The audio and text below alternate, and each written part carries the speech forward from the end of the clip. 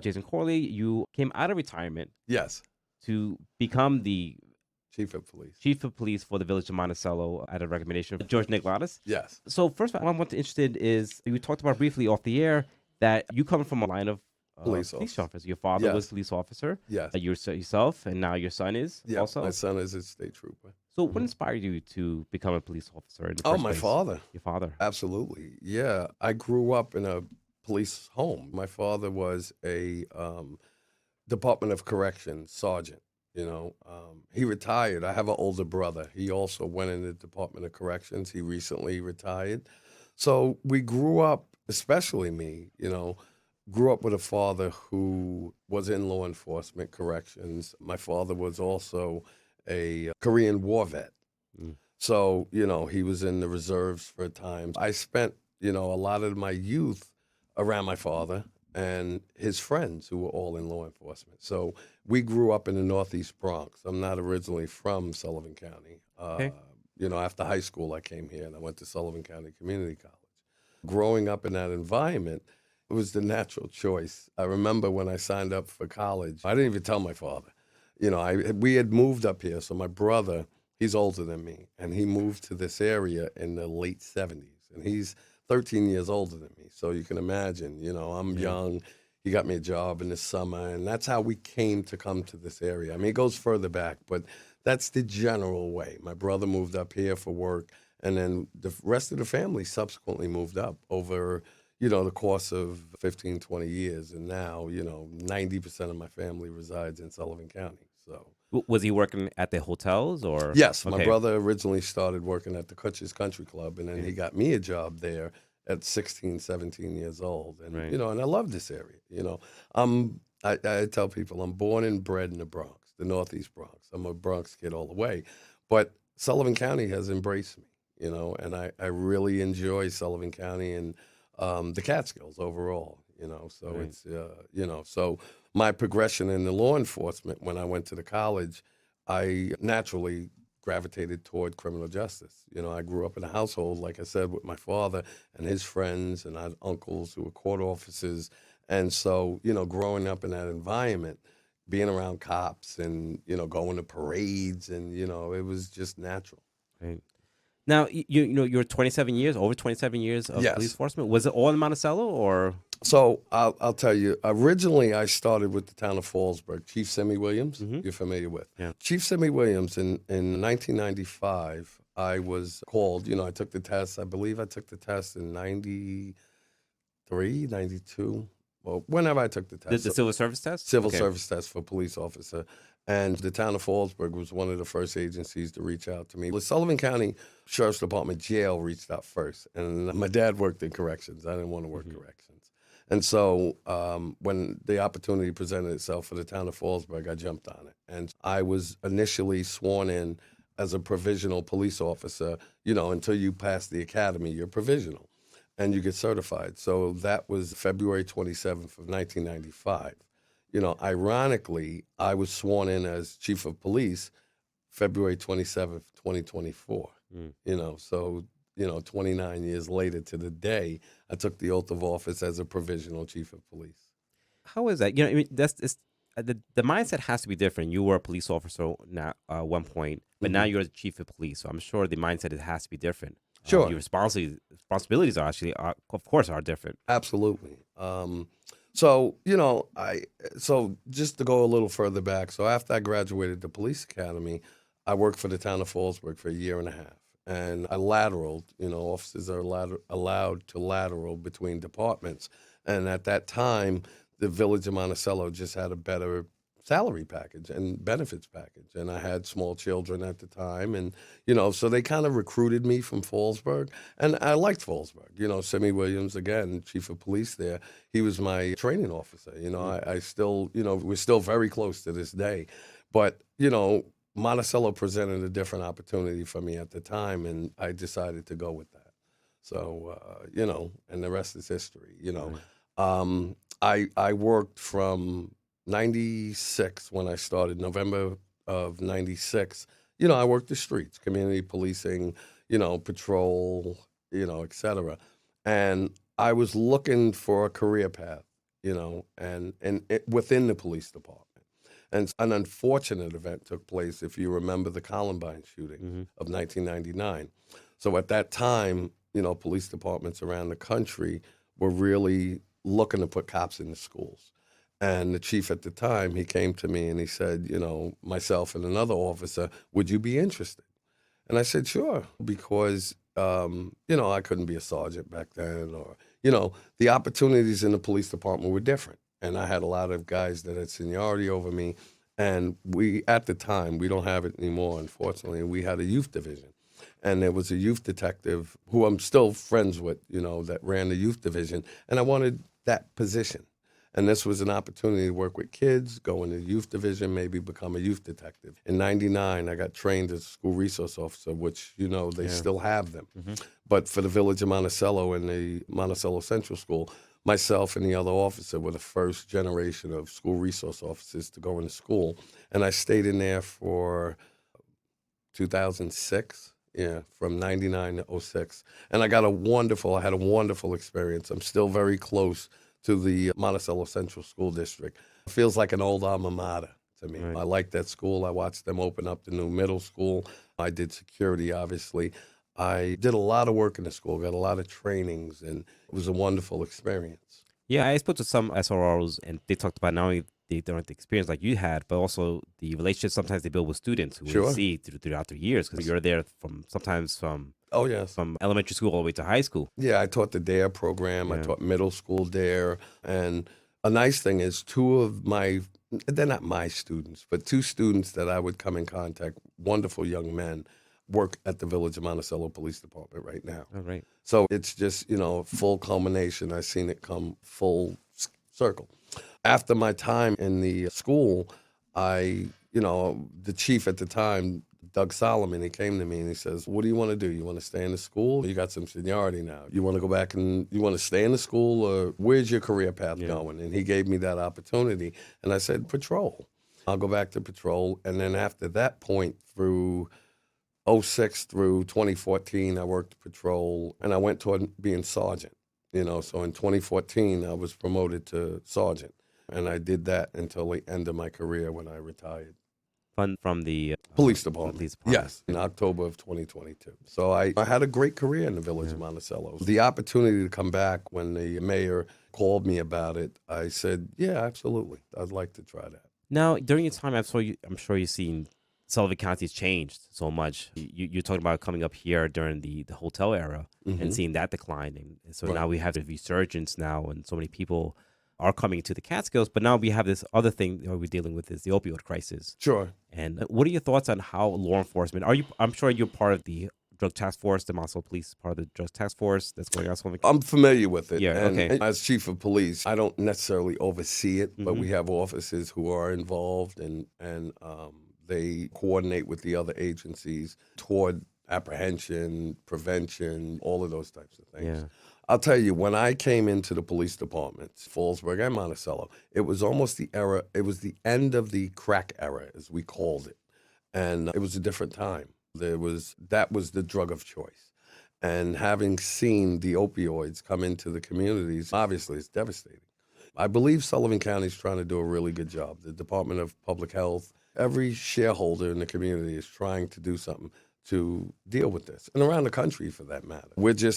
We would be an extension of that. We're going to try to address it. And under my administration, I direct the offices the same way to try to deal with it. It's tough. It's tough. We definitely have a challenge ahead with this. Having seen my career from the crack epidemic to the opioid crisis, it's tragic and it's devastated this area. Are there any sort of differences or maladies between those two?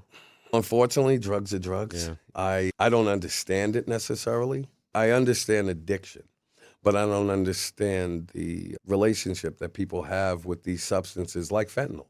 It can kill you. You've probably spoken to people about the overdose rates in Sullivan County. I'm sure your office has it as well. I saw it. Yeah, we got the Narcan box. You have Narcan. I've Narcaned, I don't know how many people over the last 10 years. So, you don't Narcan people that smoke crack or drink too much or drunk drivers. And I've also seen the devastating ends of that where we couldn't bring somebody back. and it's a challenge. It's really a Yeah. challenge. When you look back in your career, anything stands out to you that you're most proud of or most happy about? Sure, my time in the school, that was significant because I was able to work with such a broad range of families, good and bad.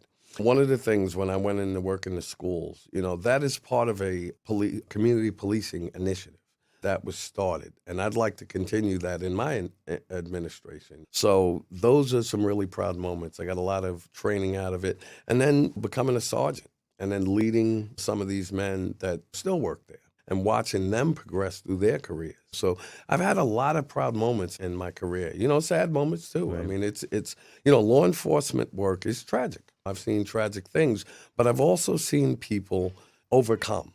Let's call it that. People I've arrested, I don't even remember them, and they'll walk up to me in ShopRite, or obviously now that I'm chief of police, it's on the internet and people in the community know, and the response has been great. But some of those people I arrested, I might not remember the incident. I always tried to be fair to people. I've always tried to be an officer, and I was taught by other officers, senior officers, treat people with respect. Treat them as you would want to be treated if the roles were reversed. So many times when you see the police, it's bad. The lights come on. We stop you from where you're going. We knock on your door. I used to tell people, when you see the police, something went wrong. Well, the Village of Monticello Police Department, we've tried, not just under my administration, I've only been there a short time, but the other chiefs that I worked for, we always tried to have a community policing initiative, always wasn't as successful as we'd like. The opioid crisis, it takes resources from, doing community policing to, going into these drug things and, apprehension of drug dealers. And, that's all part of it. But you really want to try to engage your community. And I believe that it's no secret in other parts of the country with the George Floyd incidents and things like that. Those are the challenges. But we've been able to, I believe, with the Village of Monticello Police Department, while I was still there and, now that I'm back, we've been able to keep going, moving forward. And in a community policing initiative, even though we have to divert sometimes, we always try to get back to that. Yeah, let's talk about the George Floyd incident. Because I remember during the pandemic, I was covering Fallsburg, and they had a Black Lives Matter movement. I think there was Chief Williams was there. Yes. And he related a lot about him being a person of color Sure. and being in law enforcement. Yes. enforcement. What are your thoughts on that? As far as, do you feel like a certain responsibility or certain, because you are in law enforcement, but also Sure. you're a person of color, and Sure. people of color were dealing with this. Sure. This trust of police or the abuse of supposed police Yes. we're having on people. I remember that, obviously. I was still working, and I went to some of those rallies. I remember one in particular they had in Monticello. The sheriff was there. I believe Chief Williams was there as well. They held one in Monticello. The unique thing about the Village of Monticello, it's always been diverse. I may be the first African-American chief of police. I wasn't the first black sergeant. When I made sergeant, I was the second. And the first one was a man named Mr. Morgan. They called him Mr. Morgan, but he was a sergeant. But they revered him so much that even the chief of police called him Mr. Morgan. And I have a picture of him in my office. But I tell you that to say that the Village of Monticello overall has always been a very diverse place. And I only know the police department aspect, but it's always been a diverse police department. From the time I was hired, we've always had persons of color. Mr. Morgan in the 70s was a sergeant. Mr. Armstead, Mr. Strong. I've pictures of these men in my office from the 70s, 80s, and beyond. And the Village of Monticello has always embraced diversity. When it came to those incidents with the George Floyd, I got a lot of questions about that. A lot of folks from the community, well, what are y'all going to do? What would you like us to do? We've not had an incident in the Village of Monticello that led to that type of response being necessary. They had a rally, and, the communities across the countries have had rallies. But when people ask me, Chief Corley, how's the diversity? Come take a look. I just promoted an African-American sergeant. We have an African-American detective sergeant. And so we've always been a diverse police department. This is not unusual for us. And our police department, I believe, reflects our community. And so, I don't want to say it was easy. That was a very tumultuous time in the community of policing. However, we've always been I don't want to say at the front of the line with that, but the Village of Monticello Police Department has remained diverse for decades. There were men that, like my father in New York City, they created the pathway for which I am able to operate. So, and I'm proud of that. I'm very proud of the police department. I'm proud of the community at large. And the Village of Monticello is a great place, and I love working there. It seems like the police department is reflective of what the community looks like. Yes, it is, absolutely. And I've always told folks that. I did a couple of podcasts during the pandemic and during the George Floyd situation, and I would explain that. There were a couple of interviewers that try to get me with gotcha questions, et cetera. And I said, well, come take a look. Don't take my word for it. Come take a look and look at what the police department is. And that wasn't just me. I've only been there 30 days, but the police department has always maintained that diversity. And that's one of the things that I'm most proud of. And that's so that when the mayor asked me for this, I said, absolutely. I stepped up. Came out of retirement for this. Yes. Right. Yes. Mm-hmm. So, you had in your career, Monticello, spans really almost 3 decades. 3 decades, yeah. I'm in my 30th year. How has your sort of understanding of the community needs and knowing the Monticello so well will influence your tenure as police chief? Well, I know the people, just like you said. I can walk down the streets in Monticello. I've covered most of those streets either by foot or by car. And so, folks know me. I can go into the complexes and they know who I am. I get out the car and I speak to them, and my officers do the same. And that's all part of it, getting to know your police department. I have an open door policy in terms of the community coming in and ask questions, make an appointment with me, come and see me and address your concerns. You know what I mean? I'm most proud of that because the Village of Monticello is so diverse and it is culturally aware. We have any number of different cultures that live within the Village of Monticello. So, we're open to the public, and literally we're open to the public. And we, I will, and I have directed the officers to make sure that they're continuing. That is very important to, community relations. We can't do our jobs if we don't have a relationship with the community at large. I tell my officers, through the supervisors, the sergeants, have the officers roll the windows down when it's not cold. Get out the car, because I was taught to do that, by my supervisors. I didn't always agree with it. I just want to ride around in the police car and write tickets. But they would say, hey, Corley, yes, sir, you're assigned to Evergreen tonight. I'm like, why? Well, because you got to get to know the community. And I appreciate that. So many years later, I'm not bragging, but there were times when certain complexes and certain communities within the village limits were, in lack of a better word, on fire. It's fighting and this and that. And I'd get out the car and they go, oh, Corley's here. Okay. All right, we'll chill. We're good. Mm-hmm. And I was able to develop those relationships. And those relationships reflective when of serious crime happens. We can contact people. They're not afraid to call us and say, nobody wants to be a snitch, right? But I have a relationship with my community where I'll get a phone call and they'll go, hey, Corley, I'm not trying to be a snitch, but so-and-so did such and such with so-and-so, and you can find such and such over here. And that helps, and wherever I can help, and my offices can help to keep that line of communication open. Right.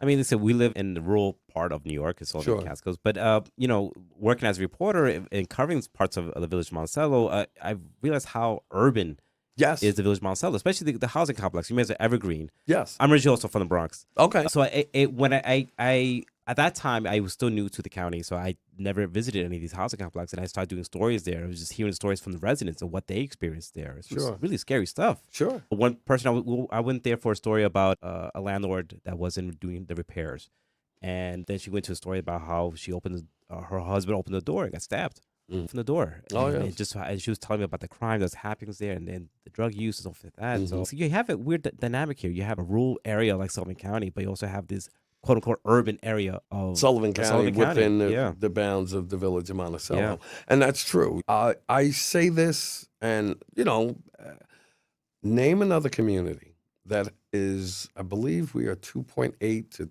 3.2 square miles. I mean, it's expanded a little bit, but we have upwards of 27 housing complexes. Now, I consider anything a housing complex with more than 6 apartments. So if we have an apartment building that has 6 apartments, you can have upwards, if you have 4 or 5 people, you can have 20 people within that building. And then, like you said, Evergreen, Sleepy Hollow, Shaker Heights, Moon Manor, Horizon, Fairground Estates. I could rattle them off, but it is a unique situation. That's reflective of, believe it or not, a lot of people from the community a long time would know this. The village of Monticello supported the hotel industry for a long time. It did, all through the 50s, 60s, and 70s. And it was reflective. Those folks needed somewhere to live, the hotel workers. So that's where those developments cropped up. It's the county seat. It's a unique place. It has the government center for a long time, had the Sullivan County Jail. That's why it's called the crossroads of the Catskills, because it is, so that makes it unique. That makes it diverse. You know what I mean? And the police department is always reflective of that. You know what I mean? But it is a unique challenge. We're 90 miles from New York City. You said you're from the Bronx. I'm from the Bronx.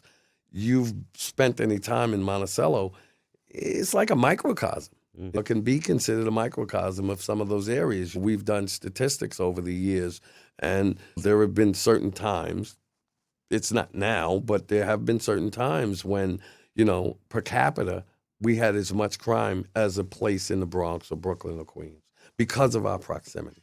And of course, I don't want to disparage the community as saying that these places are horrible places to live. I just want to make that clear. Sure, no, but they're wonderful people that live there. I think it's just like what happens in Bronx. You have a whole bunch of people living in all in a space. Dense populated area. It's a densely populated area, but there are some wonderful, wonderful people. I mean, 99% of them.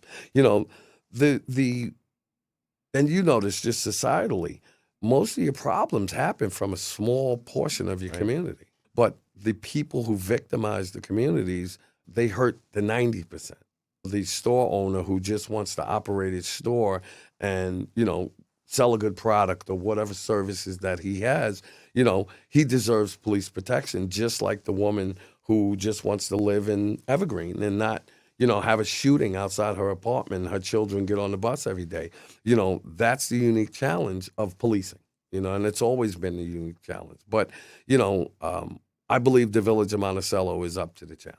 The men who work, not for me, but with me, are up to that challenge. And I'm very proud of my police department. Yeah. I was want to bring one point. When you were appointed, not everyone on the village board voted for you. Right. And it was a comment, believe Gordon Jenkins mentioned that he voiced his concerns opposing your appointment, citing ongoing issues within the department and the community. Not stating any particular reason, what it was exactly what it was, but do you have thoughts about that, what he said, or his thought process of? I've known Mr. Jenkins for many years. He's a good person, okay? As he had some challenges in his career. That's no big secret. I don't know what he's talking about. The police department I know that I worked with, we don't have those issues. You know what I mean? And I think I addressed this at the village board meeting that night. I stood up after I was appointed, and they did have some concerns. And Mr. Jenkins' comments went to what he perceives as problems. I may not see those things. So that creates a conversation. And I stood up and I said that to him. And the other board member who didn't vote for me, who is subsequently now going to be mayor, but I just said to that, I said, listen, you know me. I mean, there's nobody on either board, the newly elected board members or the previously elected board members that don't know me. I mean, we can have a conversation, I don't take opinions, I invite conversation. So if there's challenges that they believe or they believe there's problems within the ranks of the police department, please come in, we have a conversation. I invite conversation. And the same thing from the community. If you have an issue with the police department or me as chief, let's have a conversation. Let's start a dialogue. Bring all the shareholders into the same area and we talk about it. And that's how, problems are solved. Right. And Gordon Jenkins, just for listeners who don't know, was at one point the village mayor. Yeah. Now he's the village trustees. Yes. One of the village trustees. So let's go back on the George Floyd thing, because one thing that came out of that whole thing was, at that time, Governor Cuomo Yes. put an initiative out for police chiefs, not police chiefs, but police departments to come out with more protocols about how to handle or how to interact with the community. And each department had to submit something, not so much law, but really suggestions Yes. From the community. I'm familiar with it, and Yeah. I apologize. I don't have the exact title of Right. that. We were all requested, and we all, and I wasn't there as chief at the time. Right. That was the former chief. But all police departments had to, develop plans to address and to make sure that, I believe it, and if for lack of a better term, that racial profiling is not happening, and that, criminal justice is being distributed equally, and not, one group and another group, or you targeting groups. And, and that's always been a challenge for police departments throughout, the Black Lives Matter movement, George Floyd, that just brought light to, some maybe systemic problems within some police departments, but I've never seen it in my police department, in the village of Monticello. Our diversity in community has always worked. I don't know how, we don't face those challenges as much. Sure, we've been accused of, racial profiling, et cetera. But that's when I invite folks. I've been challenged with that. It's like, you don't like so-and-so. And I'm like, come on inside. Let's have a conversation. No. I want to, the gotcha thing. We don't have that problem. I have some good men that work within the ranks of the police department, and they're good, solid men, or I wouldn't have took this job. If there were those type of challenges within this police department, and I worked there long enough that I've seen these men come up, I wouldn't have took this job. I'd be like, that's crazy. Right. But I know that there's a good, solid foundation of a police department, and we just don't have those challenges. When I went to a couple of the rallies, I've heard the same thing also from law enforcement, that sometimes we don't have the same issues that we have maybe what's happening in the city. Sure. But some of the people who were at the rally were saying differently. They were saying that they did experience racial profiling, or they did experience X, Y, and Z of some kind of. There was one tragic one. A girl from Monticello talked about how her guidance counselor demeaned her and told her that she couldn't, not to aspire to go to XY college because you're not going to amount to anything anyway. Not in those exact words, but that was the sentiment that she was giving out to, and it just how it made her feel. According to the public, some incidences. Sure. But you're saying here that you're willing to have a conversation with the community about these things. Oh, absolutely. My door is open to that. Come into the police department, request to sit down with me. I get calls in the 30 days that I've been the chief of police, or a little over. I've gotten hundreds of calls, Facebook messages, and congratulatory, and also, some challenges. People face any number of different challenges, and those things will land on my desk. And I just try to disseminate the information to the officers and address it, as quickly and as, effectively as possible. Right. 'Cause I think policing has changed in the wake of George Floyd, and Sure. how the community, I would say, has changed. It really brought to light, like you said before, brought to light the issues that might be happening. Really try to have a good dialogue with the community. Perfect. Yes. Are there any sort of staffing issues? I know that there was always staffing issues Yes, in the past with the village of Monticello. Yeah, we are down a few offices. We've had some lateral transfers from the department for any number of reasons. Some officers have left for personal reasons, or, they just, as I did when I went from Fallsburg to Monticello. We are addressing those things. I recently promoted 2 officers. I won't say their names on air, but I promoted one to sergeant, one to detective. And so those positions need to be backfilled. And we're currently looking at the civil service list and making the proper movements toward that. Yeah, so we're looking to staff up. So Now, just go back on your family here. They said your father was a corrections officer, was in law enforcement, you yourself, and now I found out your son is also in law enforcement. Yes. How does it make you feel to have, because it's not a easy job, it's a dangerous job, you're putting your life on risk every day. Sure. When you leave your house. To have family members also join you in that tradition, how does that make you feel? Oh, I'm proud. My kids, my son who works for the state police, he's proud of me, I have 3 oldest sons, right? And my oldest son, I'm not going to say any names, but He says, Dad, you keep raising the bar. And I said, yeah, because my father did it. And, my brother did it. My uncles did it. And it means something.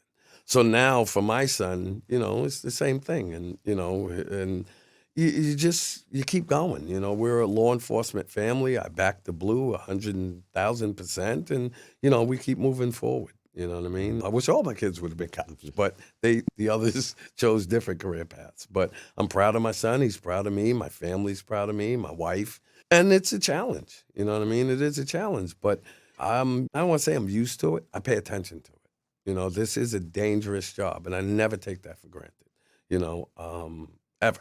I never take that. I mean, I'm wearing a bulletproof vest right now for an interview. Right. But Right. you understand what I'm saying. Yeah. I take this job very seriously.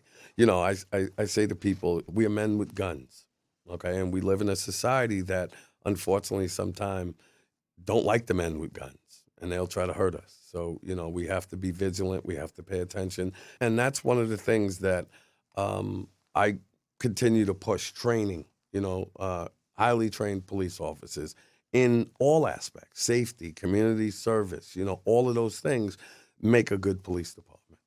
Right. Going forward, let's say you just started as police chief 30 days ago, right? Yeah. About 30 days ago. The 27th of February, I was sworn in. What are your goals or aspirations or things you sort of want to accomplish as police chief?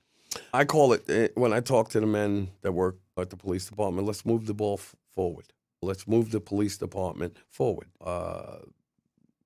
That's the way I was taught. You keep progressing. I sometimes say this, that Sullivan County, I'll call it that, is an analog community in a digital world. And I want to bring the police department into that. Beyond the challenges, but just develop the offices, develop the police department. There's any number of challenges. So for me to pinpoint one thing that I'd like to do is I'd like to give the men that work at the police department, and I've met with most of them individually, or all of them for that matter, the same opportunity afforded to me. So when I started at the police department, I remember I had a particular sergeant, and he says, if you come to work every day, you do a good job, you go out there, you treat the public with respect and fairness, you'll have a good career, you'll get a retirement, you'll be able to raise a family. And he told me the truth. 30 years later, I see that. I try to present that to the officers. Go out there, do a good job, engage the public. We are men with guns, but get out the car, community policing, those things are necessary today. Like we spoke about, the opioid crisis and the criminal elements that we face those challenges. But we face them together and we just go forward. So I don't have one particular thing. I want the police department to be reflective of its community and the community to feel safe to come to us. And we'll go get the bad guy. We got to go get the bad guy. That's part of it. But building that gap, bridging the gap between the community and the police department. If I had to say, my time there is to strengthen that. Yes. Okay, well said. Anything else before we end this interview that you'd like folks to know about you, your career, or sort of you mentioned a lot of it already about your aspirations and plans for the future, bridging that gap between the community and the police department. I think it's really important nowadays, right? In light of what happened to George Floyd and in light of what happened to Black Lives Matter, because there is, I think, still there's a divide, distrust of the police. Come and visit me. If you have concern, the public, come and make an appointment with Chief Corley. I'm available. I'm an early bird, so I'm usually in the office very early in the morning, and sometimes I stay very late at night. And I'm going to try to do a good job. I'm going to try to protect and serve my community, the village of Monticello, because they embrace me. We had spoken about this. I'm not from this area originally. Right. I'm a Bronx native. But this community and Sullivan County overall has embraced me. I tell my children this, okay, and I believe this firmly. You can't keep it if you don't give it away. And pay it forward, and that's it. Right. We're talking to the Village of Monticello Police Chief, Jay Corley, letting you know his history and plans for the future. So thank you so much for joining me on the program. I really appreciate it. Yes, thank you. And learning about you. Yes. Yes. Thank you.